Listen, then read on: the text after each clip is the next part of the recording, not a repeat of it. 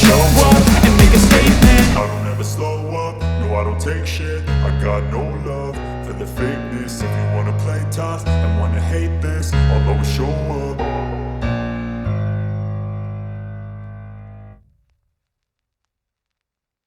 Welcome back to my channel and today હું મારી pregnancy journey continue કરવાની છું. સો મારા 4 મંથ કમ્પ્લીટ થઈ ગયા છે અને 5 મંથ ચાલી રહ્યા છે.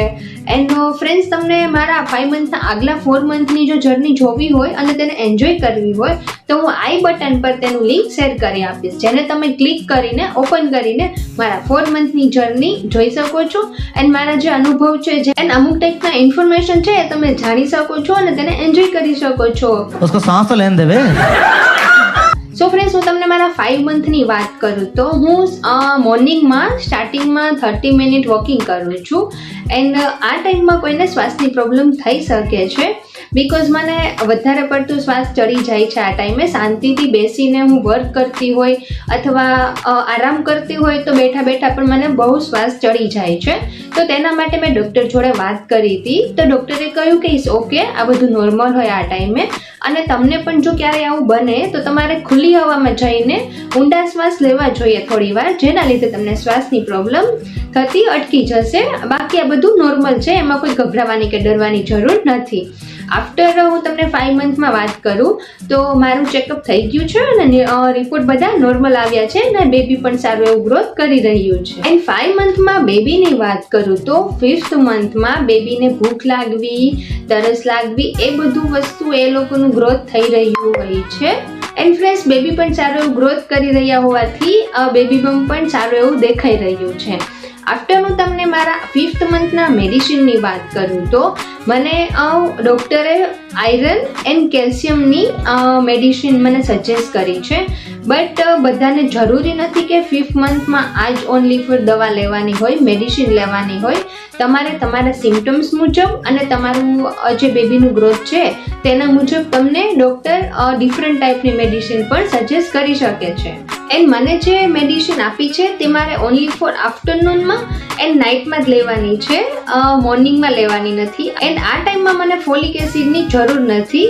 આફ્ટર હું તમને વાત કરું તો સારું એવું બેબી બમ્પ દેખાઈ રહ્યું છે, તો જેના લીધે હવેથી આપણે સારા એવા કમ્ફર્ટેબલ ક્લોથ પહેરવા જોઈએ અને તમે કમ્ફર્ટેબલ થાવ એવા લૂઝ ફિટિંગના ક્લોથ પહેરવા જોઈએ. એન્ડ ફ્રેન્ડ્સ, મને એક ક્વેરી હતી કે પ્રેગ્નન્સી ટાઈમમાં આપણે બીચ પર સ્વિમિંગ પર જઈ શકીએ કે નહીં, સ્વિમિંગ પુલમાં જઈ શકીએ કે નહીં. તો મેં ડૉક્ટર જોડે વાત કરી અને તે ક્વેરીને સોલ્વ કરી. તો ડૉક્ટરે કહ્યું કે હા, ઇટ્સ ઓકે, તમે પ્રેગ્નન્સીના ટાઈમમાં સ્વિમિંગ કરી શકો છો એન્ડ તમે બીચ પર પણ જઈ શકો છો, પણ સ્વિમિંગ ના કરવું જોઈએ. ઓનલી ફોર તમે એન્જોય કરવા માટે સ્વિમિંગ પુલમાં અથવા બીચ પર જઈ શકો છો. એન્ડ ફ્રેન્ડ્સ, 5th મંથમાં મારા એક્સપિરિયન્સની વાત કરું તો મને અમુક ટાઈમે હેડ પેન થાય છે, મને ક્યારેક હેડેક થાય છે, મને માથુંનો દુખાવો ક્યારેક રહે છે. તો જોઈએ આગળ પણ આ કન્ટિન્યુ રહે છે કે નહીં. તમને તમારા પ્રેગ્નન્સીના ન્યૂઝ મળતાની સાથે તમારે ક્યારે ઊંધું ના સૂવું જોઈએ.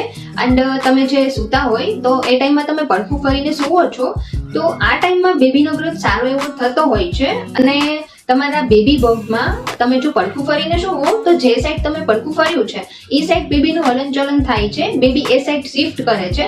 તો તેના માટે તમને તમારા બેબી બમ્પમાં પેઇન થવાની શક્યતા છે, પેઇન થાય છે, જે નોર્મલ છે, એમાં કોઈ તમારે ગભરાવાની જરૂર નથી. પણ તો પણ હું તમને રિક્વેસ્ટ કરું કે તમારે કોઈ પણ ચેન્જીસ આવે આ ટાઈપના તો તમારે ડૉક્ટર સાથે સલાહ લેવી જોઈએ.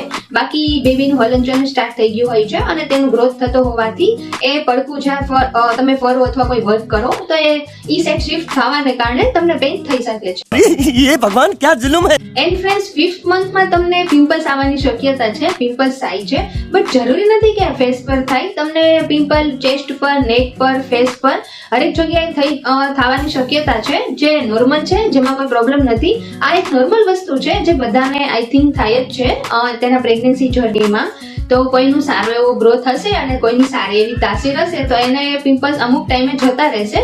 નહીંતર કોઈ મોટી બાબત નથી. બટ તમારે તમારા ડૉક્ટરની જાણ કરવી જરૂરી છે. તમારે જે પણ પિમ્પલ્સ થતા હોય, જે પણ જગ્યાએ પિમ્પલ્સ થતા હોય તેનું તમારે ડૉક્ટર જોડે વાત કરીને તેને જાણ કરવી આઈ થિંક સારું રહેશે.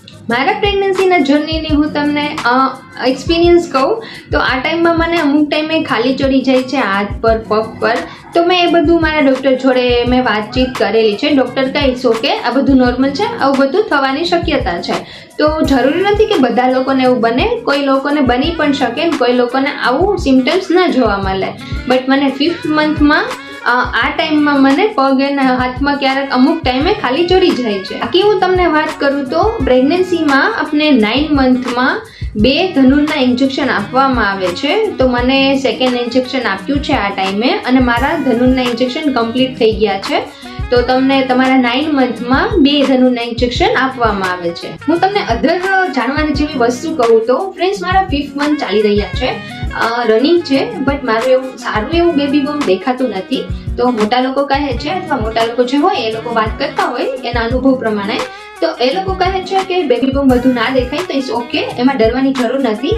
બીકોઝ એવું હોઈ શકે છે કે બેબી છે એ તમારા પાછળના ભાગમાં, તમારા પેટના પાછળના ભાગમાં જો એ ગ્રોથ કરી રહ્યું હોય તો એમાં વધુ પડતું પેટ અથવા બેબી બમ્પ દેખાતું નથી અને અમુક લોકોને એન્ડિંગ સુધી પણ વધારે બેબી બમ્પ દેખાતું નથી. અને જો આવું હોય કે આપણું બેબીનો ગ્રોથ પાછળના ભાગમાં થઈ રહ્યો હોય તો એ ટાઈમે આપણા કમરનો ભાગ વધે છે અને આઈ થિંક એવું બનતું હશે. તો તમે તમારું પ્રેગ્નન્સી જર્નીમાં તમારું જે ગ્રોથ છે બેબીનો તમે નોટિસ કરી શકો છો. એન્ડ ફ્રેન્ડ્સ મારા 5th મંથમાં મને એક પ્રોબ્લેમ થઈ હતી જે હું તમને શેર કરું. તો હું મોર્નિંગના સ્ટાર્ટિંગમાં 30 મિનિટ વોક કરું છું. તો એક દિવસે ખબર નહીં આઈ થિંક શું થયું હોય, બટ વોકિંગના અડધા ટાઈમ પછી મને ખૂબ જ મારા પેટમાં બેબી બમ્પમાં પેઇન થવાનું સ્ટાર્ટ થઈ ગયું હતું અને થોડી આંખ પણ હું સારી એવી નહોતી ખોલી શકતી, ચક્કર પણ આવી શકે એવી સંભાવના હશે, એવું થયું નહોતું. બટ એ ટાઈમ મારા માટે બહુ મુશ્કેલ હતું. હું ઘર કેવી રીતે પહોંચી એ મને જ ખ્યાલ છે. તો તમારે જોડે જો આવું બધું કંઈ થાય ક્યારેય તો તમારે સૂર્યના કિરણોથી દૂર જઈને થોડી વાર આરામથી બેસવું જોઈએ અને થોડો સારો એવો વેઇટ કરીને આરામથી બેસીને આફ્ટર તમે તમારું વોકિંગ કન્ટિન્યુ કરી શકો છો.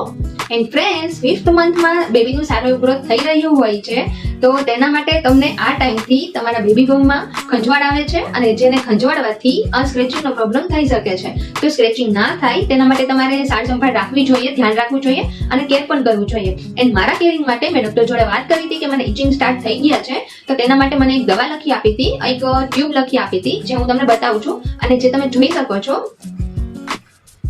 સો ફ્રેન્ડ આ એક ટ્યુબ મને મારા ડોક્ટરે મને સલાહ આપી છે, સજેસ્ટ કર્યું છે. બટ જરૂરી નથી કે હરેકને એ સજેસ્ટ કરે. તમે તમારા ડોક્ટર જોડે વાત કરીને તમારે સ્ક્રેચિંગ ના થાય અને ઇચિંગની કેર કરવા માટે તમે તેની જોડે વાત કરીને મેડિસિન લઈ શકો છો. ડોક્ટરે મને સજેસ્ટ કરી હતી કે આ ટ્યુબને તમારે ડેના 2-3 ટાઈમ યુઝ કરવી અને જેના લીધે આઈ થિંક આપને જે ડિલિવરી પછીના ટાઈમમાં 99% ઇચિંગમાં સ્ક્રેચિંગમાં આપને થોડો ફાયદો થાય છે. એન્ડ મોટા લોકો વાત કરતા હોય એ લોકો ના અનુભવ પ્રમાણે હું તમને વાત કરું તો જરૂરી નથી હું કહે કરું, બટ હું તમને ખાલી શેર કરું છું કે તમને ઇચિંગ થાય તો એ ટાઈમમાં તમે એલોવેરા અથવા ઓઇલ પણ યુઝ કરી શકો છો અને થોડી વાર તેને મસાજ કરી શકો છો જેના લીધે ઇચિંગ થતું અટકે છે. એન્ડ ફ્રેન્ડ્સ આ ટાઈમમાં તમારે સારું એવું આરામ કરવો જોઈએ અને આરામના કામમાં તમે સારું એવું જે ધાર્મિક પુસ્તકો વાંચી શકો છો, અધર એક્ટિવિટી કરી શકો છો, ગાર્ડનિંગ કરી શકો છો, ધાર્મિક કાર્યોમાં તમે એનો ભાગ લઈ શકો છો. આરામથી બેસીને તમે કોઈ સારી એવી એક્ટિવિટી પણ કરી શકો છો. એક્ઝામ્પલ તરીકે ડ્રોઈંગ છે, સ્કેચિંગ છે એ વગેરે, રાઇટિંગ છે એ વગેરે અધર એક્ટિવિટી પણ તમે કરી શકો છો. તો ફ્રેન્ડ્સ આ છે મારા 5th મંથની જર્ની મેં તમને જે શેર કરી. બટ જરૂરી નથી કે જે મને સજેસ્ટ કરવામાં આવ્યું જે વસ્તુ હું યુઝ કરું છું અથવા જે હું વર્ક કરું છું, જે મારું ડેઇલી રૂટીન છે એ બધું તમારા માટે સારું રહે. તો તેના માટે હું રિક્વેસ્ટ કરું છું કે હું જે મેં વાત કરી, મેં જે શેર કર્યું, મારું ઇન્ફોર્મેશન મેં શેર કર્યું અને મારા એક્સપિરિયન્સ શેર કર્યા, તેને ફોલો કરવા અને તેને માનવા એ તમારે જરૂરી નથી. બીકોઝ તમારા સિમ્ટમ્સ અલગ હોઈ શકે છે, તમારી પ્રોબ્લેમ્સ અલગ હોઈ શકે છે અને તમારું ડેઇલી રૂટીન પણ અલગ હોઈ શકે છે. સો તમે મારા વિડીયોને એન્જોય કરો એઝ અ એન્ટરટેનમેન્ટ માટે. બાકી મારી હરેક વસ્તુ માનવી અને ફોલો કરવી જરૂરી નથી. બાકી હું એક અધર તમને રિક્વેસ્ટ કરું તો તમને ક્યારે પણ કોઈ પ્રોબ્લેમ થાય અથવા કોઈ પણ વસ્તુ તમે ચેન્જ કરવા માંગતા હોય તમારા રૂટીનમાં તો મહેરબાની કરીને ડોક્ટર જોડે વાત કરીને તમારે તેને ફોલો કરવી જોઈએ. એન્ડ ફ્રેન્ડ્સ હું તમને મારા વેઇટની વાત કરું તો આ ટાઈમે મારો 60 kg વેઇટ થયો છે. મતલબ કે આગળના મંથના 57 kg થી વધીને 60 kg થયો છે. મીન્સ કે 3 કિલો વજન વધ્યો છે, જે સારું કહેવાય, બીકોઝ દરેક મંથમાં નોર્મલી વેઇટ વધવો જોઈએ. એન્ડ ફ્રેન્ડ્સ, તમારે મારા 4 મંથની જર્નીને એન્જોય કરવું હોય, મારા એક્સપિરિયન્સ જાણવા હોય ને હું જે ઇન્ફોર્મેશન શેર કરું છું તે તમારે જાણવું હોય તો હું તમને ડિસ્ક્રિપ્શન બોક્સમાં તેની લિંક શેર કરી આપીશ. તે લિંકને ઓપન કરીને તમે મારા 4 મંથના વિડીયો એન્જોય કરી શકો છો. સો ફ્રેન્ડ્સ, મને આગળ શું પ્રોબ્લેમ થાય છે, મેં આગળ શું અનુભવ કર્યા, મને કયા ટાઈપની મેડિસિન ચેન્જ કરેલી છે, એ વગેરે વસ્તુ આપણે વાત કરીશું. બટ એક અનધર એપિસોડમાં અને નેક્સ્ટ વિડીયોમાં આપણે જોશું કે મારા 6 મંથની જર્નીમાં મેં શું અનુભવ કર્યા છે, જે સેકન્ડ સોનોગ્રાફી હોય છે તેમાં મેં શું એક્સપિરિયન્સ કર્યા, તે બધું આપણે નેક્સ્ટ વિડીયોમાં જોશું. So friends, see you, bye, take care.